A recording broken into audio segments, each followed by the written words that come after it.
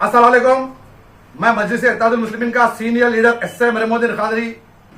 अल्हम्दुलिल्लाह आज 11 अप्रैल है और फ्राइडे का दिन है माशाल्लाह। अल्हम्दुलिल्लाह आज मैं खबी अब्बासी साहब जो हाईकोर्ट के सीनियर एडवोकेट है उनका इंटरव्यू लेने के लिए आया। सारी दुनिया को पता है, हिंदुस्तान को पता है कि कुछ शरपसंद पार्टियां जैसे कि बीजेपी, आरएसएस, बजरंग दल वक्फ अमेंडमेंट बिल को पास कर दिए और हिंदुस्तान गवाह है, दुनिया गवाह है कि पार्लियामेंट में सबसे पहले आवाज उठाने वाले मजलिस इत्तेहादुल मुस्लिमीन के प्रेसिडेंट, हिंदुस्तान के शेर जनाब बैरिस्टर असद उद्दीन ओवैसी साहब है जो वक्फ बिल के खिलाफ आवाज उठाए। और तेलंगाना हाईकोर्ट के सीनियर एडवोकेट खबी अब्बासी साहब को पूरी दुनिया जानती, हिंदुस्तान जानता माशाअल्लाह। सुप्रीम कोर्ट में सबसे पहले वक्फ अमेंडमेंट बिल जो पिटिशन डाले वो खबी अब्बासी साहब, उनकी टीम सबसे पहले हिंदुस्तान में पिटिशन डाले सुप्रीम कोर्ट में माशाअल्लाह। तो हिंदुस्तान में असद उद्दीन ओवैसी साहब और खबी अब्बासी साहब का एक ही मुद्दा है, एक ही नारा है कि हिंदुस्तान के तमाम मुसलमान एक हो जाना, एक होके वक्फ अमेंडमेंट बिल के खिलाफ आवाज उठाना।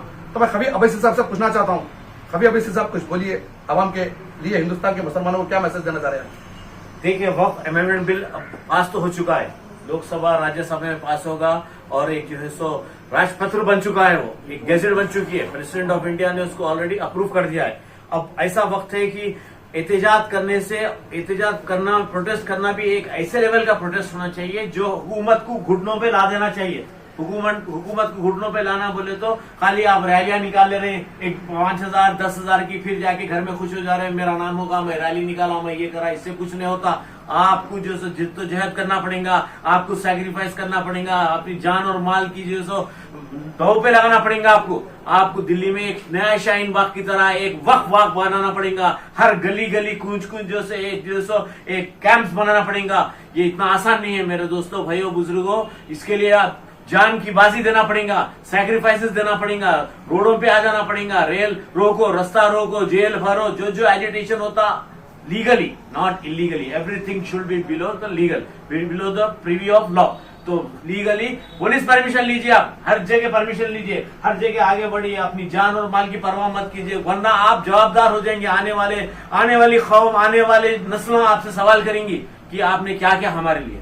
ये आने वाले नस्लों के लिए हिफाजत करना है। वक्फ की जायदाद अल्लाह की जायदाद होती। मैं ये बता देना चाहूंगा कि खास तौर से जो मुसलमान लीडर हैं, इनके गिरेबान पकड़ लीजिए आप। तो क्या उन्हें ये लोग आगे बढ़ के आते, अपनी फैमिली को लेकर सामने आना, पहले अपने फैमिली को लेके आइए। मैं जो भी ऑर्गेनाइजर से ये प्रोटेस्ट रैली के, मैं इनसे अपील करता हूं, आप अपने घर वालों को सामने रखिए, बाद में फिर अवाम, जनता, यंगस्टर्स को लेके आइए। बलि का बकरी मत बनाइए, आप स्केपगोट मत बनाइए।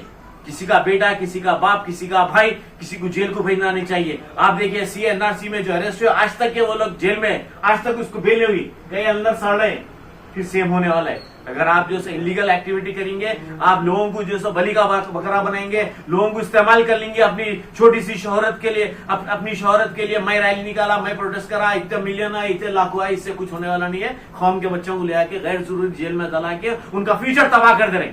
अगर आपको इतना जज्बा है, इतना कौम और मिल्लत का जज्बा रखते हैं, वक्फ का जज्बा रखते हैं, तो आप अपनी फैमिली के साथ सामने लीड करिए। जब मैं मानूंगा कि आप वाकई वक्फ के लड़ने वालों में से किसी के भाई को, किसी के बेटे को, किसी के बाप को जो है सो बलि का बकरा बना के अपनी छोटी सी शोहरत के लिए ऐसा काम मत कीजिए।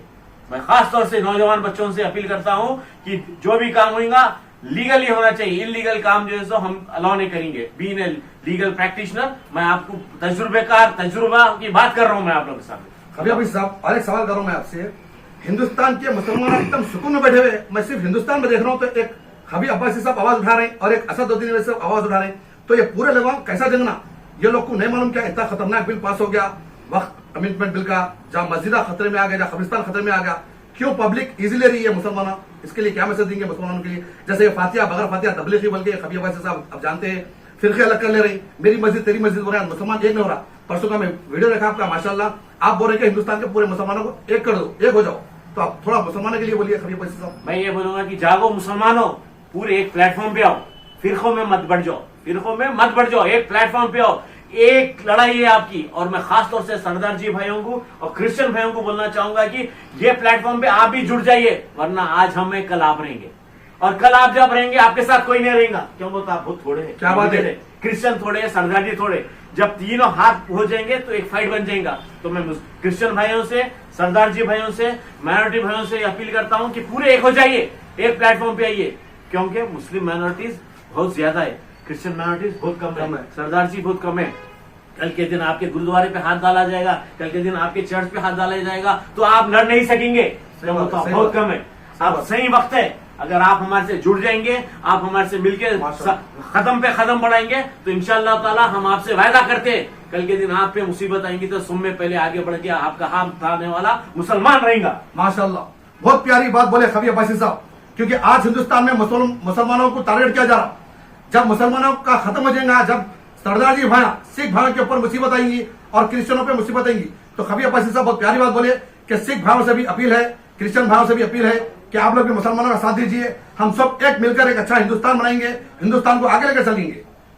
अल्हम्दुलिल्लाह, सारा तेलंगाना हिंदुस्तान जानता है कि खबी अब्बासी साहब एक ऐसे एडवोकेट है, मजबूरों का, मजलूमों का हमेशा साथ देते।